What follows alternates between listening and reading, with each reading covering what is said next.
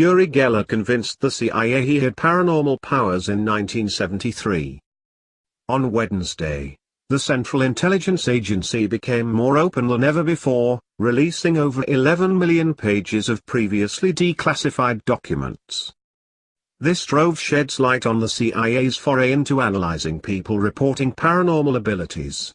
A declassified document reports that Uri Geller, a popular magician and illusionist, participated in picture drawing experiments at the Stanford Research Institute, SRI, for 8 days in 1973.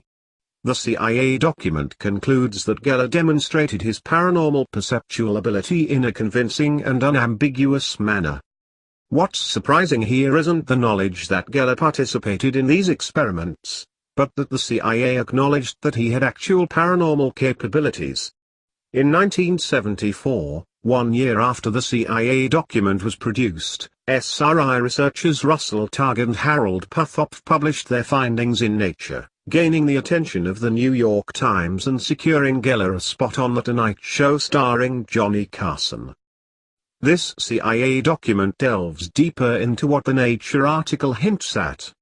In the journal, the researchers wrote that experiments in the area of so-called paranormal phenomena can be scientifically conducted and that a channel exists where perceptual information can be transferred.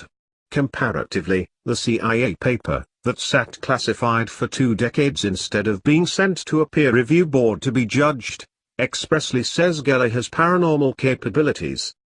Why was the CIA so convinced? In his 8 days of observation, Geller sat through remote viewing testing. While Geller sat locked in an acoustically and electrically shielded room, the researchers would randomly select a word from the dictionary. They would then draw the word, tape the drawing to a wall outside of his room, and ask Geller to also draw what he thought was on that paper. Sometimes Geller couldn't tell at all. The researchers would draw a rabbit and he would say he had no clear impression and wouldn't draw a thing. Other times, he would be close, they would draw a camel. He would draw a horse, they would draw a gull, and he would draw a swan. And other times he would exactly hit the marker, exactly mirroring a drawing of grapes, or producing a cylinder with noise coming out of it when what had originally been produced was a firecracker. For example, the SRI researchers drew these grapes. See picture 1. And Geller produced these. See picture 2. Oh, this day, Targ and Puthopf stand by their experiments and claim what they found is comparable in description to the discovery of gravity. In a 2008 documentary they explain that, when it came to Geller's powers, we saw it working, but we also didn't know how. But there was considerable backlash to their Nature paper from other researchers. They were criticized for having a personal bias and emotional investment in the work that led them to see what they wanted to see. They were reprehended for experimenting in a poorly controlled environment and for being unable to recreate the results. It's also fair to say a lot of what was going on was straight-up confirmation bias. As for Geller, he refused to recreate their results for a different panel of scientists.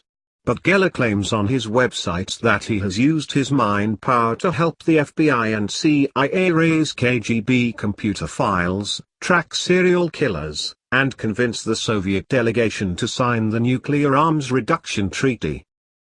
There's no evidence of that work found so far in these declassified documents. But we do know that, for a time, the CIA and Geller were in agreement that he had true paranormal capabilities.